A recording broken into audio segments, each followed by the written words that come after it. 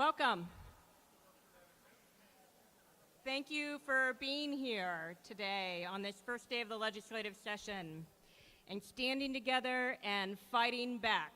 I'm Connie Ryan, Executive Director of Interfaith Alliance of Iowa, and I'm very glad that you are here today. We have people from across the state with us who drove a couple of hours. We have legislators with us, and I'm just thrilled that you are here and that we have this crowd. Following the election in November and the shift in power of the Iowa Senate, we began to hear the conservative agenda loud and clear, and what that shift would really mean for everyday Iowans. Not that their agenda should really be a surprise to any of us. Iowa conservatives have long been chomping at the bit to take us backwards and destroy the civil rights of people who are LGBTQ, weaken public education, undermine worker rights, block access to reproductive health care for women, erase any common sense gun laws that promote public safety, suppress the rights of voters who disagree with them, and much more. Following the November election, progressive Iowans began raising concerns and having conversations about stopping the conservative agenda.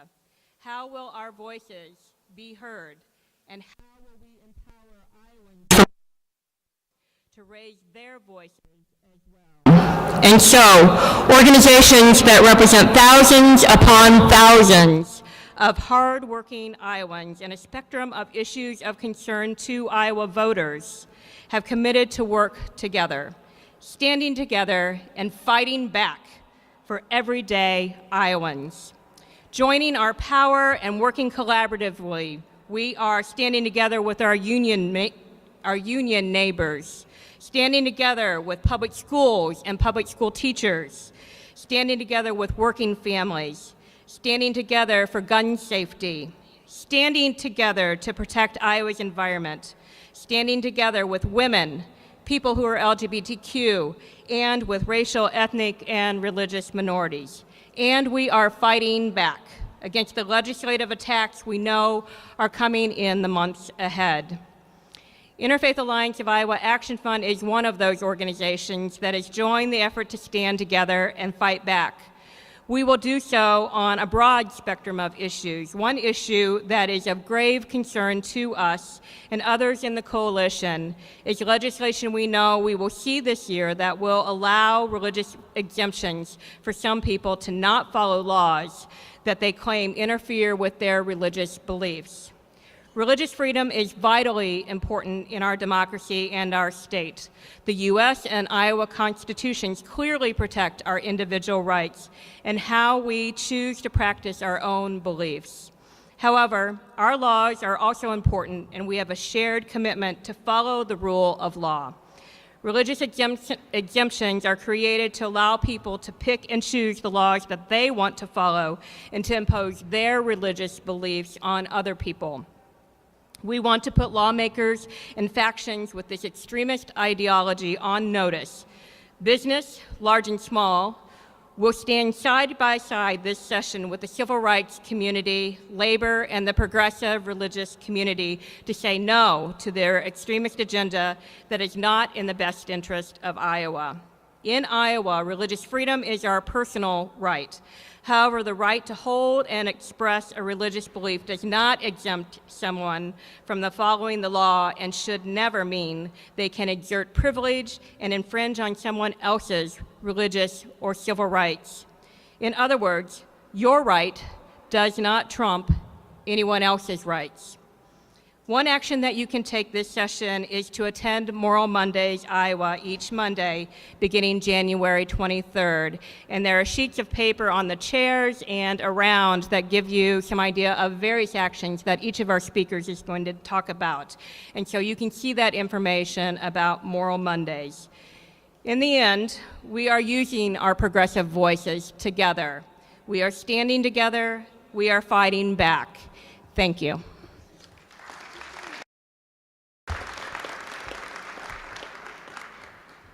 Good afternoon. I'm MaryJane Cobb. I'm the Executive Director of the Iowa State Education Association, and I'm delighted to be here with you today to talk about something that's very important to all of Iowa. In 2004, when the state of Iowa got to choose how we wanted to show ourselves to the rest of the country in our state quarter, Iowa decided to represent itself with a schoolhouse and a school teacher and the words "Foundation in Education" on the quarter. I believe if we think education was important enough to be minted on a quarter to be shared with the rest of the world, it's something that we ought to hold as a primary responsibility in this legislative session. We're going to make sure we live up to our quarter.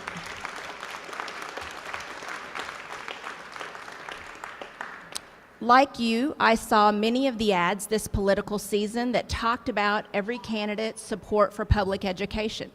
They talked about how important our schools are, how important preschool is. So we think that it's critically important that all of those politicians live up to the promises that they made to us in the campaign. We do our job as educators and provide a quality public education for every student that comes in our door, regardless of their zip code, their ability, or their challenges. And we expect the legislature to be our partners in that process. Now, one of the things that we've heard about recently that may come up this legislative session are education savings accounts. And we need to talk about what that is. That's a situation that will divert tax dollars away from our public schools, away from our priority on our quarter, to private schools or homeschools. We need to protect our public schools and protect the funding that makes them strong and the cornerstone for our democracy. But if we allow that money to be diverted to private schools or homeschools, we need to make sure that those schools have to follow the same requirements and meet the same legislative requirements that our public schools do so that all children have quality public education.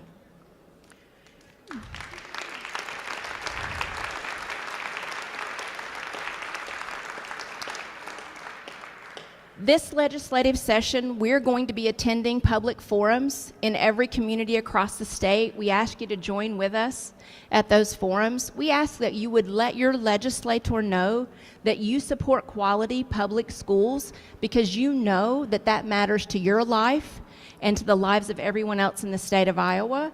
And then we encourage you to make your voice heard today and each day through this legislative session. Thank you so much.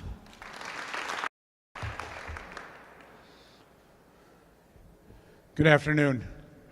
My name is Dan Homan. I have the privilege of being president of AFSCME Iowa Council 61, also a member of the International's Executive Board.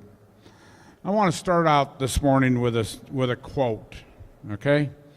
And the quote is, "The original collective bargaining law was a work of bipartisanship. Our collective bargaining laws always have been a balance between the employer and the employee, management and labor. When legislation happens without any input from the minority political party or the affected citizens, bad things are bound to happen." Those are really important words. Words that I believe should be remembered as we enter into this legislative session, a session where the rights of public employees and the quality of public services available to our citizens could be under threat. But those words aren't mine. Those words are the words of the chairman of the Republican Party of the state of Iowa, Jeff Kaufman. Words he chose to express in 2008 as a state representative when Democrats had control of the Iowa House, Senate, and governor's office. And Jeff wasn't alone. Many of his colleagues in the Republican Party during that time also echoed for a call for balance and bipartisanship over a collective bargaining law that has worked well for Iowa's public employees, government, and taxpayers for, at that time, 3 decades, and now 4. Today we enter a new legislative session where we've heard there might be a number of proposed bills aimed at either reducing, restricting, or even abolishing the collective bargaining rights of more than 180,000 workers in the state of Iowa who provide the vital services that keep our state working. Correctional officers, who keeps the state's most dangerous folks locked up where they belong. Mental health professionals who care for some of the most vulnerable among us. Police, firefighters, first responders, who instead of running away from danger, run to it and risk their lives every day on the job. Nurses, teachers, highway workers, and other professionals working vital jobs who we count on in our communities every day. It is my hope that when the legislators take their seats in the 2017 session, they will take caution and care to include the minority party and those citizens affected by any changes to these laws, as then Representative Kaufman stated so well in 2008. What I ask all of you, all concerned citizens across this state to do, is to contact your legislators, to voice your support for collective bargaining rights, to attend the legislative forums in your communities, and to have your voice heard on this issue. Now, I'm going off script here. Staff just loves this when I do that. I want everybody, before you leave, to walk over there and look at that flag. That flag has a motto on it. Our liberties we prize, and our rights we will maintain. Read it. That's the motto of this state. And we have to do as citizens everything we can for everybody that's in this rotunda today to go out and prize our liberties and defend our rights and not let them be taken away from us by a party or a group of people who wants to push an agenda that is only serving to them and to their donors. Please, please, that's our flag. Let's go defend it.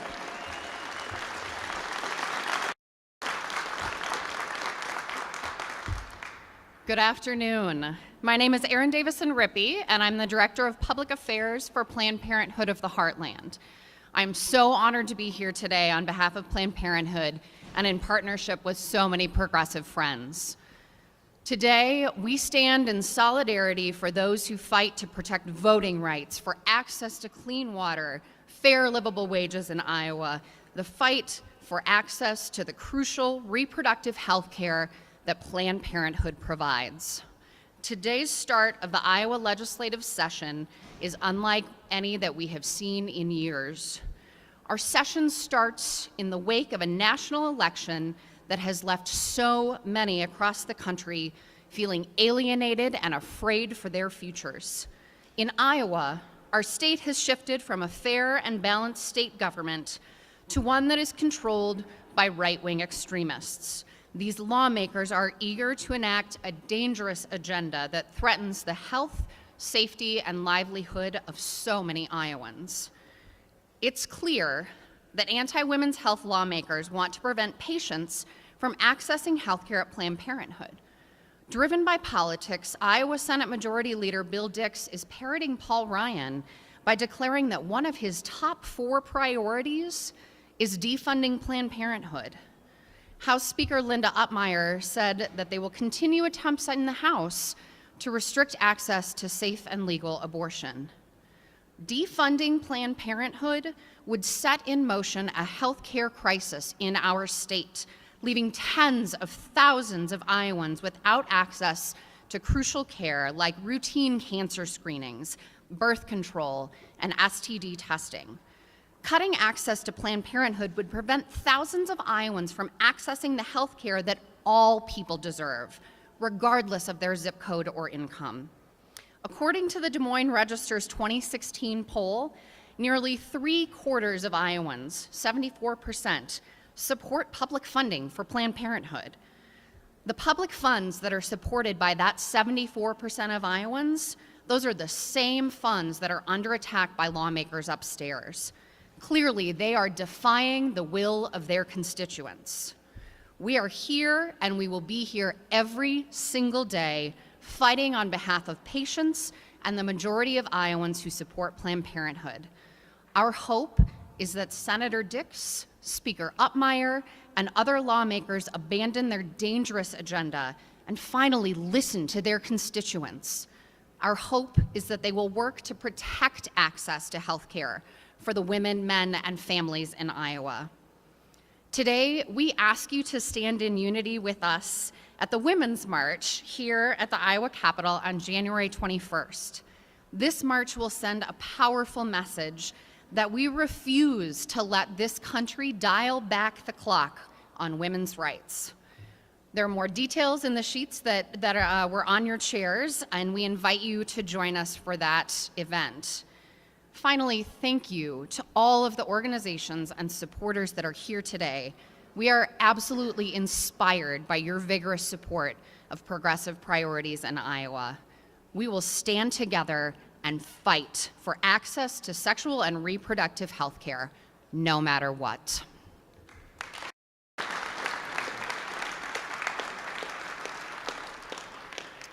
All right, I'm Adam Mson. I'm the State Policy Director at Iowa Citizens for Community Improvement Action Fund. Again, I would like to thank you all for being here today, and thanks to everybody else who's putting such an important face on these vital issues facing everyday Iowans. I'm here to talk to you about Iowa's water quality. It's no secret that our environment is suffering. But when it comes to water quality, we've got two big questions. Everyone here acknowledges that we're in a water crisis. Everyone under this golden dome acknowledges we're facing a water crisis. So the two big questions we have to face now: what are we going to do about it, and how do we pay for it? It's no secret we've got 754 impaired waterways, a record number of beach closings. What are we going to do about it? 60 communities across the state, big and small, that are unable to provide safe, clean drinking water. What are we going to do about it? We cannot kick the can down the road. We need to stop pollution where it starts. That needs to happen now. Voluntary is not working. We need to seek out mandatory solutions. The second question, how do we pay for it? There's some that would have you believe we can take a little bit of money out of this pot and a little bit of money out of that pot. Well, with shrinking revenues, folks, that is not going to work. We are facing a $5 billion problem when it comes to cleaning up our water. We need new money, and today we are here to tell you that we are standing together to say that we cannot rob Peter to pay Paul. We need new money to clean up Iowa's water crisis. So I'm asking you today to take this message, the message you're hearing from all of our speakers, back to your communities, back to your friends, back to your coworkers. We're asking you to visit our tables, to sign up for action alerts, because as we stand together and fight back against the attacks we will undoubtedly see, we need to be standing together and fighting back at a moment's notice, ready to mobilize, ready to organize, ready to stand together, build the movement to move Iowa forward. Thank you. Good afternoon. I'm Nathan Blake, here representing the Asian Latino Coalition in LULAC, Iowa. Last week, Iowa Secretary of State Paul Pate announced plans to make it harder for Iowans to vote. Did anyone else think it was a little strange to hear our state's chief elections officer brag about trying to dismantle our voting rights? That's really what happened. Of course, we were told his radical agenda is about, quote unquote, voter integrity. Iowans know better. This is an all-out assault on our fundamental right to vote. We've heard a lot of rhetoric from right-wing politicians about voter fraud. But you know what we don't hear? Specific examples that voter ID would prevent. We sure didn't hear any at last week's announcement. Do you wonder why that is? Despite the lies and conspiracy theories tweeted out by our president-elect, widespread voter fraud is a myth. The only example of voter fraud in Iowa last year that I know of was a Trump voter who tried to vote twice, and authorities caught her within days. That's because the current system works. In fact, just weeks ago, Paul Pate himself said that Iowa is one of the best states in the nation for voter integrity. Now, suddenly, we're told we have such a serious voter fraud problem that we need a voter suppression bill to disenfranchise tens of thousands of Iowans. I don't buy it, and neither should you.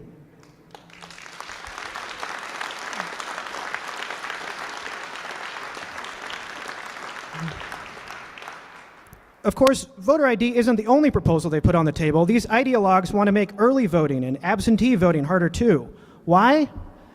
Because they care more about partisan politics than they do about our democracy. The party in power is trying to make it harder for voters to hold them accountable. In America, you're supposed to win elections on the quality of your ideas, not how many roadblocks you can put between certain voters and the ballot box. Tens of thousands of eligible Iowa voters, United States citizens, do not have a driver's license. Many Iowans, like nurses, truck drivers, and firefighters, work long hours and can't make it to the polls at a certain time on a particular Tuesday. Other folks can't travel to polling places due to medical conditions or childcare challenges at home. Their votes should count. These people matter just as much as any of us, but under Paul Pate's voter suppression bill, many of these hardworking Iowans will not have their votes counted. Voter ID is a 21st century poll tax. There's no question it will disproportionately affect working class Iowans, students, people of color, people with disabilities, and the elderly. We are going to fight this voter suppression bill every step of the way. Just like civil rights activists before us fought Jim Crow. To our neighbors and friends, the Iowa citizens who are the targets and victims of this bill, you need to know that we are with you.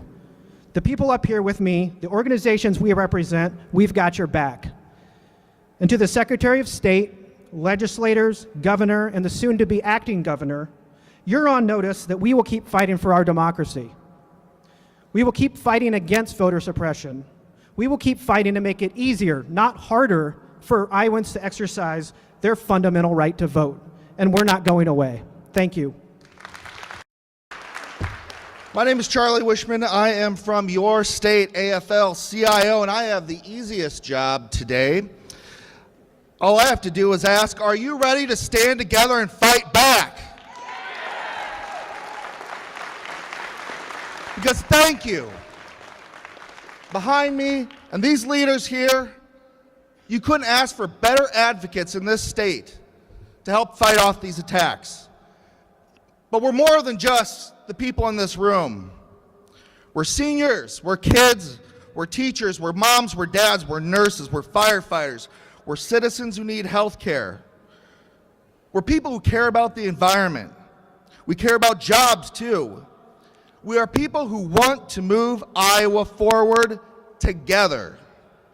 So let me ask you again, are you ready to stand together and fight back?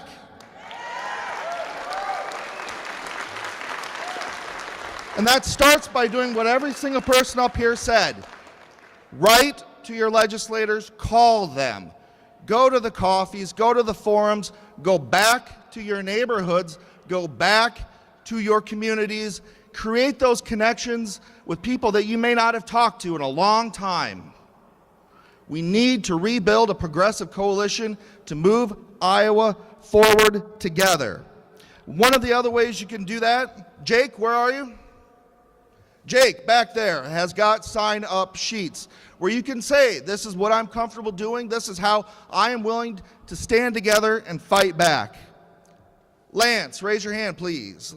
Lance works for us here at the Iowa AFL-CIO. He's going to be taking videos of anybody here who wants to say exactly what it is that they are standing together and fighting back against. We may not agree on every single issue here, but in the labor movement we have a saying that an injury to one is what, brothers and sisters? Exactly. So with that, this is day one. It's a long road ahead, but together, we will stand together and with that, are there any questions for any of our panelists or anyone here about what we're doing today? Pretty self-explanatory, huh? Thank you very much, and we'll be talking to you in the future.